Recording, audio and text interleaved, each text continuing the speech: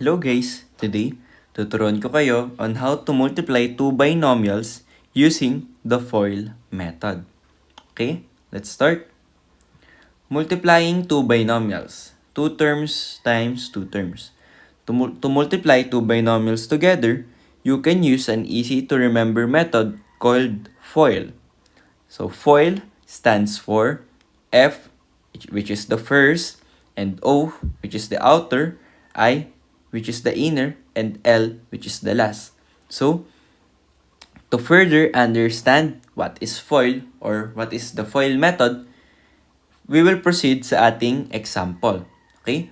For our first example, we have x minus 3 multiplied by 2x plus 1. So, we will use the FOIL method, which is F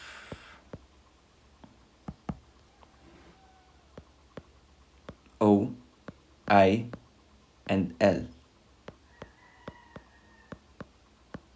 So, F stands for first. So, what it mean, yung first, outer, inner, and last, is just the arrangement of our terms. So, kapag sinabi nating first, ang ibig sabihin nun is yung itong first terms natin ng both parentheses. So, anong gagawin natin dyan? So, we will just multiply yung terms na yan. Yung dalawang terms rather. So, yung ating first is just x times 2x. We have here x times 2x. Which is 2 times 1, we have 2. And then, ang ating base is x or the variable. And ang exponent naman nila is parehas 1. So, 1 plus 1, we have 2. Okay? Ayan. And then, next is the outer. So, anong ibig sabihin ng outer? So, yung outer, basically, is just the outer term. So, etong x and etong 1. Outer, which is yung nasa labas. Okay? So, yung multiply lang natin yan, x times 1 is just x. Okay? And then, next, we have the inner. I stands for inner, which is ito namang nasa loob.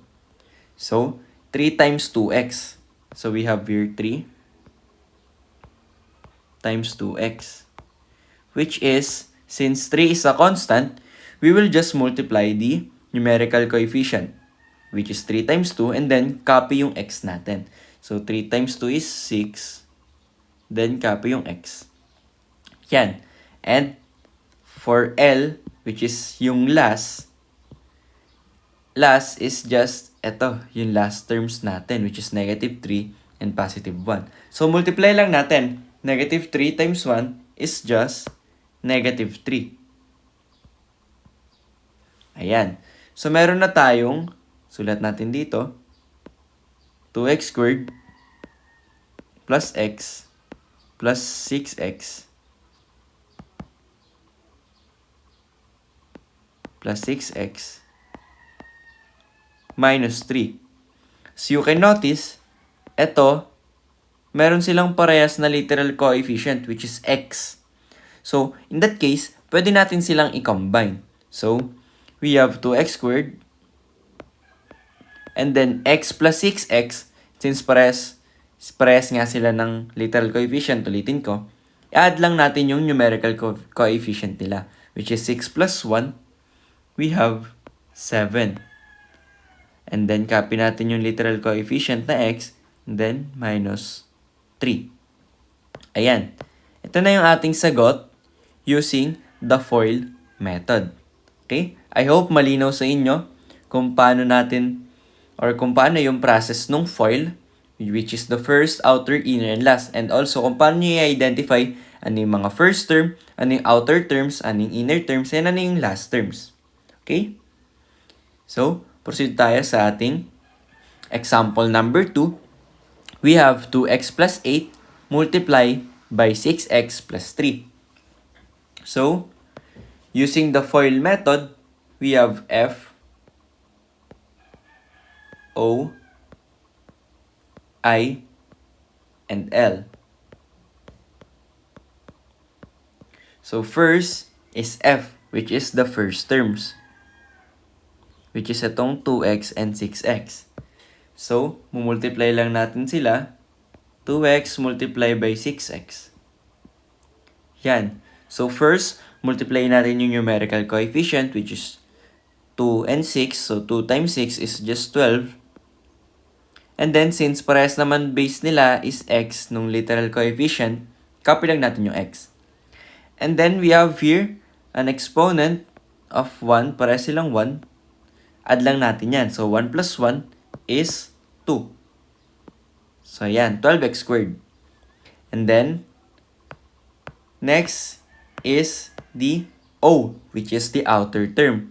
Which is ito yung outer term natin. Okay? So, that is 2x multiply by 3. So, since 3 is a constant, imumultiply lang natin uli yung 3 sa numerical coefficient ng ating 2x. So, 2 times 3 is 6. And then, copy natin yung literal coefficient na x nung 2x. Okay? So, next, we have I, which is the inner. And ito yung ating inner terms, which is 8 and 6x. So, multiplying that, you have 8 and 6x. And again, 8 is just a constant. So, we will multiply 8 by the numerical coefficient 6. So, 8 times 6 is 48. And then, copy natin yung x na literal coefficient nung 6x. And then, finally, for L, which is the last terms, eto yun, 8 and 3. So, multiplying that, 8 times 3, that is 24. Ayan. So, sulat natin siya. You have 12x squared plus 6x plus 48x plus 24. And again, as you can notice, the 6x and 48x, they have the same literal coefficient. So in that case, we can combine them. So we can add them together. So, sulat lang uli natin yung 12x squared. And then, 6x plus 48x. So, since parehas naman ang literal coefficient, add natin yung numerical coefficient, which is 6 plus 48. We have 54. Then, copy the the literal coefficient x. And then, plus 24. So, this is our final answer using the FOIL method. Okay, maliwanag ba yun? Okay, I hope maliwanag naman up to this point kung paano yung process natin ng FOIL method. Okay? So, proceed tayo sa ating example number 3. So, for our example number 3, we have 5x minus 3 multiplied by 4x plus 2. So, we have FOIL, F, O, I, and L. So, for our F, which is the first,